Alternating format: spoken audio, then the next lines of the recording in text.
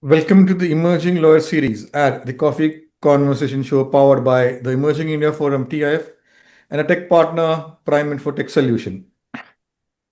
Theme is Guarding Brands, Breaking Barriers, the story of Astha Negi. With over 14 years of experience protecting brands, advising clients across industries, and navigating complex disputes, Astha has been instrumental in shaping IP strategies in India and beyond. Named an Inter Rising Star 2023, she balances her demanding legal career with her passion project, Sports Weekender, a community encouraging women to embrace sports and fitness. In this candid chat, we dive into her professional journey, her views on IP in the age of emerging technologies, and her personal passions that keep her grounded. Currently, she is partner Fidus Law Chambers, and we'll also come to know Astha as a person. So, welcome, Astha, today's Coffee Conversation episode. Thank you so much. Really Okay, thrilled to be a part of it. Yes. so let me explain you. There'll be three rounds: professional, Mhm. personal, and a surprise rapid fire round. Be in the hot Okay. seat. And here's an inspiration: Legal AI 101, authored by Awesome. me, will be autographed and sent. But you have to be witty, fun, and quick, Astha. So, let's begin. Okay. So, friends, I'm Lion Amir Virani, hosted Coffee Corner, legal tech evangelist at Prime Infotech Solution, author of 15 books. We help law firms, corporate legal, startup SMEs, world-class technology, software licensing, and tech training solutions. So, my first question, Astha. You have been in IP law for over a decade. What first drew you to this specialization, and how has the journey been? Well, so I would say my father was, instrumental in shaping my career, so to speak. We were all academically bent.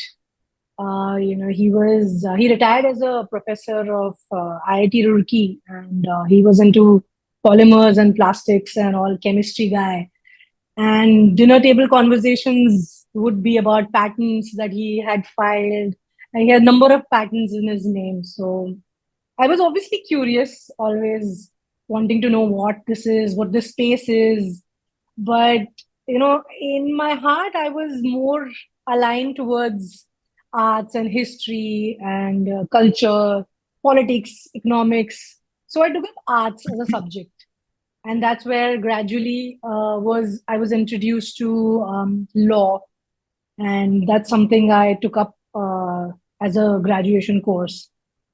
And that's when copyright and trademarks, brands, all of that came into picture, and I decided that yes, this is the field that I want to definitely get into. My professors at ILS Law College, Pune, they were really great, and they also helped me decide my future course in IP. So yeah, it's been since then. I graduated in 2011, and I've been in Delhi since then with different organizations. It's been a great journey so far. Wow. Yeah. Okay, let's dive into the conversation, Astha.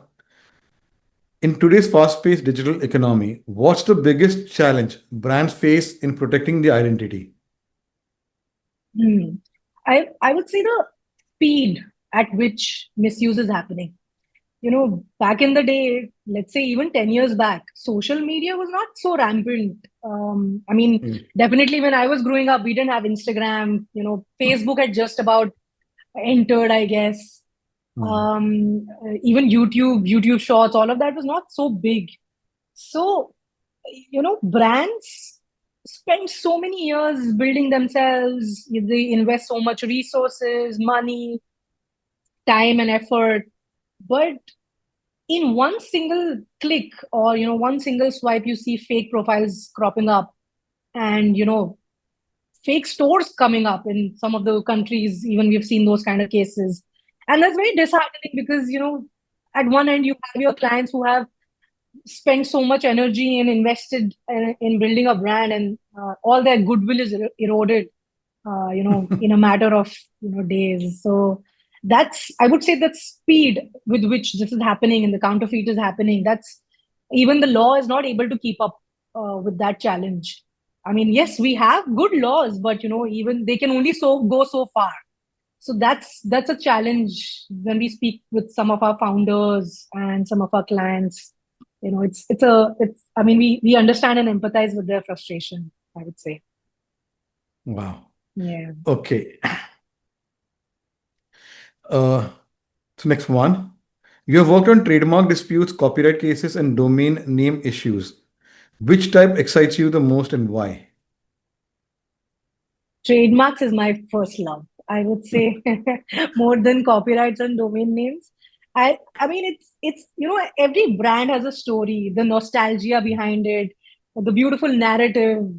I'm instantly, anyone would be instantly drawn to that legacy. So it's the goodwill, it's the consumer perception, it's the culture, it's the entire storyline capturing, behind a brand that goes into making what a brand today is. So it's that how you protect that passion and the effort and the consumer trust. So that's something that I really excites me. I mean, working for brands, with brands, day in and day out, that hands Wow. down is the best thing, I would say. So let's go memory down the lane. What's been the most memorable case or project you have worked on? Okay, yes, there have been a bunch of interesting cases. Since I also do a lot of global strategy and filings in terms of trademarks and brand protection, one of the case that really comes to my mind is this massive project we were handling for a unicorn, a hospitality giant in India. Back then, they were really venturing out of India and they wanted to set up their hotels outside India. And they had a very limited time frame within which they wanted to expand globally. Like within 3 to 4 months, they wanted their hotels to be launched everywhere. So that also meant doing your clearance searches on time in different countries. And the beauty is that, of course, we had a team of 4 people within the firm, and all of them, we had sort of divided jurisdictions and countries amongst us. And then everyone would, like, in the night we would brainstorm as to which is the most tricky country, where are we facing procedural issues, what kind of search results are cropping up, and how do we navigate. I would say that was almost intense 4 months that as a team we had spent navigating this entire strategy and ultimately securing protection in these countries. But that's when the team comes together. They have a ball of a time going through all of this. I think that was one of really interesting projects that I had done. Yeah. Wow. Beautiful. So, Astha, according to how do emerging technologies like AI and blockchain impact IP protection strategies?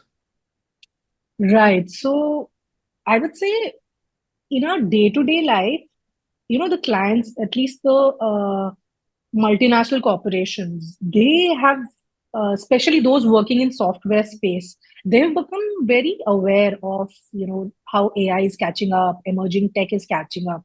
And we have also seen queries from our clients where they ask us that how is it that we can incorporate these newer Mm. technologies in our IP framework or the protection that we already have that exists in India. So, we have to go back to the drawing board, do audit of the files or the portfolios and see whether we are, the strategy is aligned with the newer tech that's coming up. So let's say whether it is defining or refining the class description, goods and service description. That is something that you would want to do. It's not just physical assets, clients also want to see in digital space how well they are protected. So from that perspective, also we do new filings and whether it's copyright, designs, or trademarks. So we definitely, from an IP holistic perspective, all of these, newer tech, emerging tech is being considered. And it's not just the clients, even the intellectual property office in India, they are embracing emerging tech in a very big way. It's also like the AI is being incorporated to do searches. So you can actually utilize the platform that exists on the IP India website to do trademark searches for device marks. So, I mean, we are headed towards I mean, a good direction. I mean, it's everything is great. It's just that only time will tell how all of this aligns together well. Wow. So between courtroom battles and strategic consulting, which gives you more adrenaline and why? Well, I'm not a litigator, I would say, but I have definitely seen court cases, and they're all very glamorous. Movies are made on it, and it's so unpredictable. Everything is so you're arguing. The judge could say anything. But I would say something that if your prosecution history is not in place, your records are not straight, even your court cases can fail. I know cases where I've seen cases where, people have relied on a prosecution history which was outdated, and they took that to court, and the court said that your marks are not even valid. Go back and please refile. And so it's just so important that there is this structure to this madness, and you need to ensure that your prosecution history is all in place. And that's the beauty of it, the whole having this entire structure in place, and that's what prosecution is all about. So that I definitely enjoy that as a part of my day-to-day work. Wow. Yeah. So, Asa, you're part of international association like Inter, Marquis, and you have also been Inter Rising Star in the past. How do these networks help shape your career and perspectives? These international associations are like windows to the world. They allow me to see how a problem is being, let's say, approached in different jurisdictions. Let's take an example of moral rights in AI. Let's say how Europe is dealing with those issues, US is dealing with those issues, India is dealing with those issues. How does, beyond knowledge, it also the, let's say, the spirit of collaboration that comes in. You meet these folks, you network with them, you chill with them, you have discourse, you discuss issues.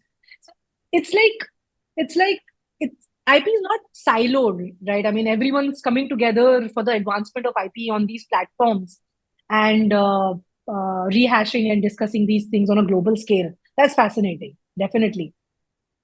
Wow. So, Asa, IP law is constantly evolving. How do you keep yourself ahead of the curve? I read international cases. Some of the clients have same kind of cases in different jurisdictions, so that really helps me frame my own strategy in India. And it's also, I follow a lot of blogs, IP blogs. They're beautiful IP blogs online. Sometimes I also feel that when a client throws up questions at you, that's also a great, learning opportunity, because you won't find on them in textbook, right? I mean, that's where you go back to the drawing board and you sort of interpret law, and that's when you apply it. So that I would say is important to stay ahead in the curve, stay ahead from your peers or your competitors, I would say. Wow. Okay. So, Asa, what advice would you give to startups about brand protection from day one they should focus on? Yeah. They should start early, for sure. I mean, I have seen startups not pay too much attention to IP. There's a low hanging fruit. They think that let's focus on getting the fundraising, get the big VCs on board, etc. But late, I mean, I've also realized that it's important to sort of handhold them and show them the importance of doing IP due diligence from the start. Your trademark searches, get trademark searches in place, get your marks registered, designs, copyright registered. Because later, what happens? You've invested money, the startup has invested money, they've done the market launch, and they've realized that a similar brand comes up and sends you a legal notice. And then you're stuck in this, you're trying to fix a problem which shouldn't have occurred in the first place. And that's disheartening, because ultimately they're so passionate about their startup. And so that's something that I always advise, that let's get your checks and your IP in place, and then we can take it from there. And then you can sort of ultimately IP also gives you some kind of help in your valuation. So that also is some of the advice that we would suggest to startups. Wow. Okay. Asa, what's the story behind naming of your law firm Fidus Law Chambers? My first question. And as a partner at Fidus Law Chambers, what's your leadership style when mentoring young lawyers? Second part. Right. So, Fidus was formed in 2008. Our managing partner, Shwetashi Majumdar, the name goes, I think it comes from fiducially, fidelity. Both these words, that's where Fidus that's where the name comes from. And it's been glorious 17 years. I have been associated with Fidus since last 8 years. Risen through the ranks. I joined from a big IP firm, and I wanted to go back to a smaller boutique where you get more exposure, you get more you get more hands-on experience with the clients directly, and that's what I've been doing here. And each day has been as exciting as the first day, I would say. Leadership style, I would say, is collaborative. I don't believe in hierarchy as such. I mean, some structure definitely helps, but I thrive in autonomy and independence, and that's what I tell my team members also, that come to me with a solution. Don't come to me with a problem, and let's brainstorm. Let's have a discussion. Let's refine, adapt our strategy, and together let's come up with a solution that can we can send to the client. I think once we do all of this together, we become better lawyers. So that's been my leadership styles, so far. Let's see how whether it needs tweaking or adapting later down the line. Wow. So let's go to your startup, Right. Sports Weekender. Are you a sports person? My first question will be, and what are the activities and how has the journey been? Right. It's a it's kind of a community. I wouldn't call it a startup yet, but it was born out of pure love for sports. As a child, I was not into sports, honestly. Like I said, academic bent. I was a nerd at heart. Parents were both academicians, so they were, they were not too much into sports. But later, I realized that I need to focus on some physical activity, and that's where um, couple of years back, especially during COVID, bunch of us, a senior from my college, a junior from my college, sort of we were playing a round of badminton, and over breakfast we discussed that why women after a certain age don't enter sports, or they give up sports altogether. What is happening there? Is there some, are we missing the link here?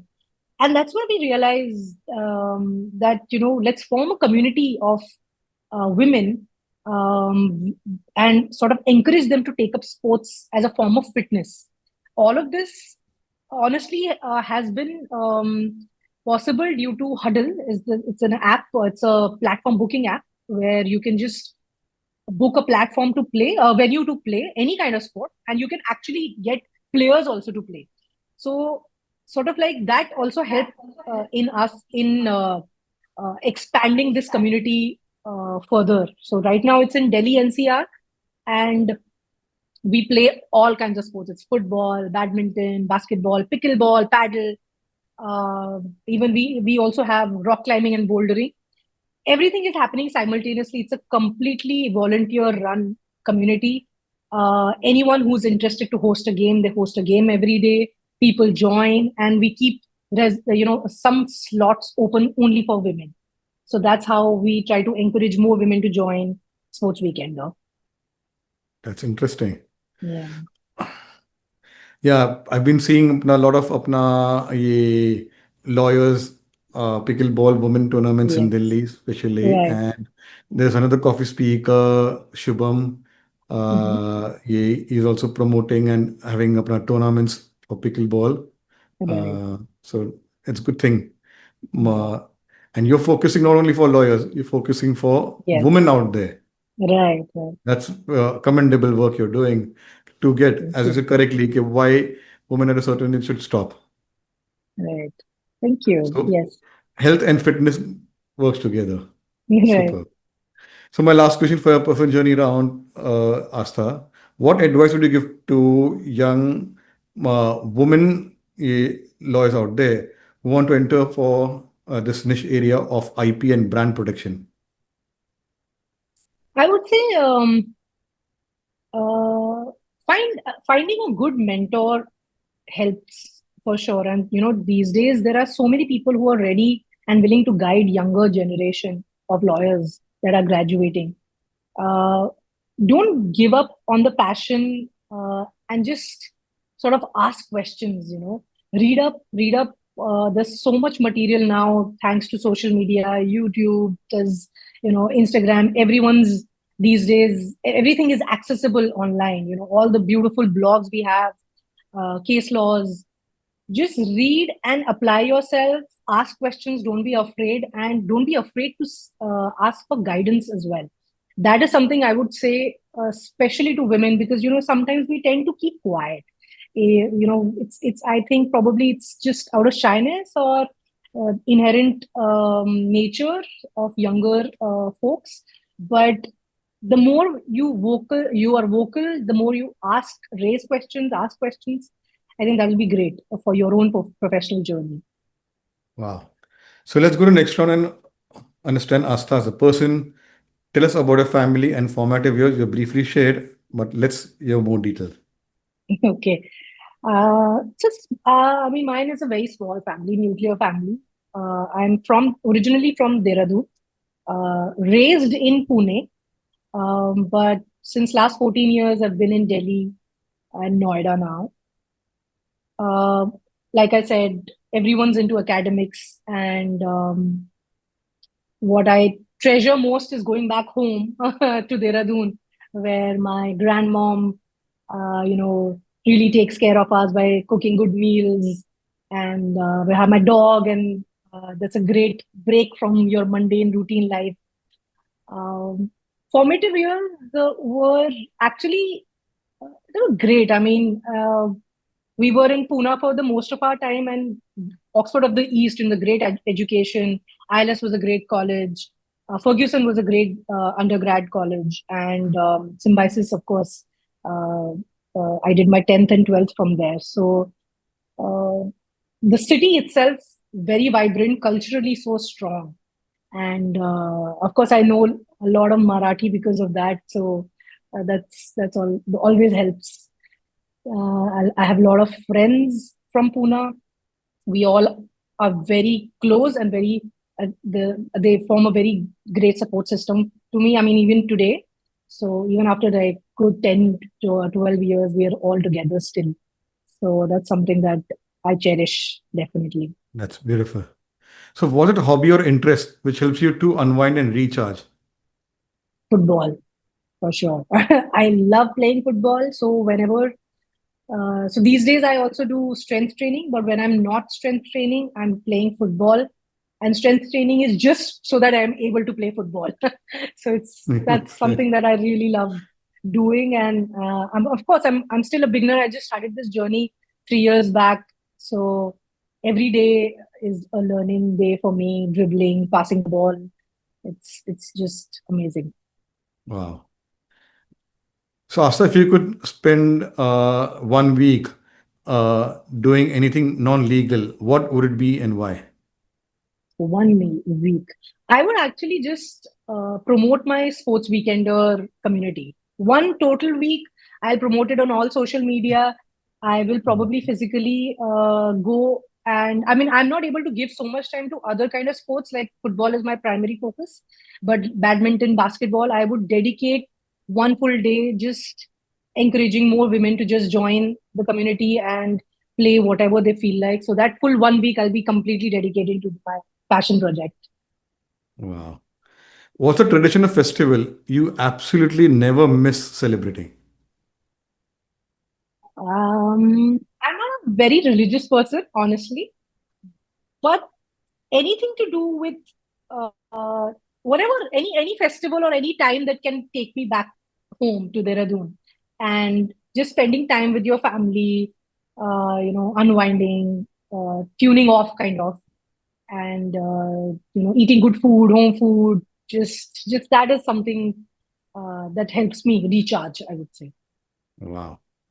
So since you have sweet memories of Dehradun, let's make you a tour guide. What are the places Okay. to check in at Right, Dehradun in and Dehradun. food to have in Dehradun? I would say food. So these days, all your restaurants which are which are there in Delhi have also opened up in Dehradun. But I know these secret spots in Dehradun where we go to eat. So Clement Town is a very little area in Dehradun where you get amazing, Tibetan food, uh, and this really not very expensive. But because it's a religious Buddhist area, so you don't have alcohol, but the food is amazing and very cute bakeries where you can just sit, have your coffee, enjoy the stupa and everything. So that's a beautiful place.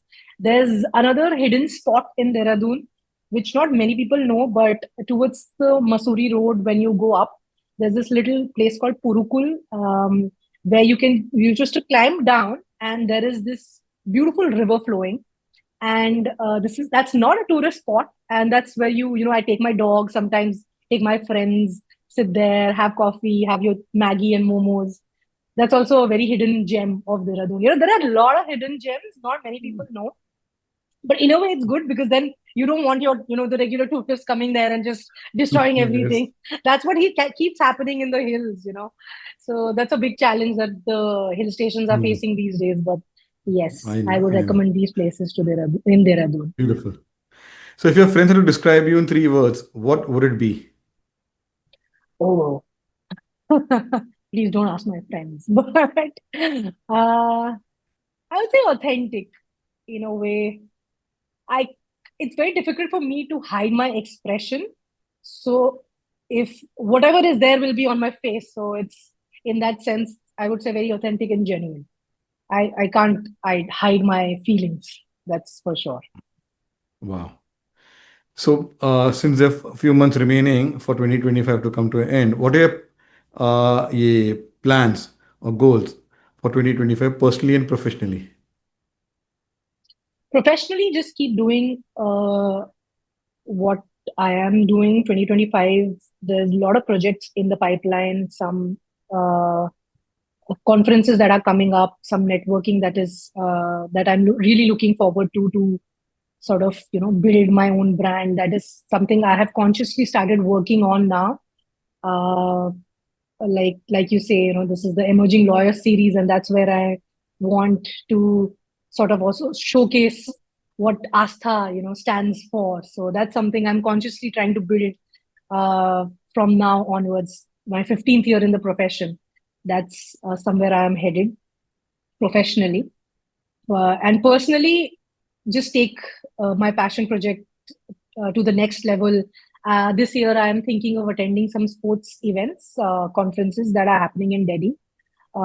There's football centric conference that's happening. There's a sports event that is happening, and I want to take sports weekender there and get some ideas on how people are running their different communities, whether we what kind of interest the stakeholders have in communities, and what words of wisdom I can get from different kind of stakeholders to scale this up.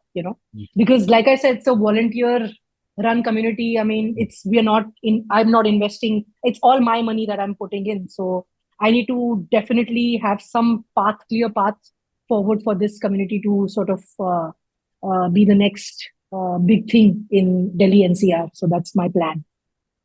Wow, super. So, my last one was googly one. Describe Astha in one line. Oh no. uh, Unapologetic, authentic, and genuine. I would just say that. Wow. So, let's put you in the hot seat, Astha, the rapid fire Sure. round. All right. Courtroom or conference room?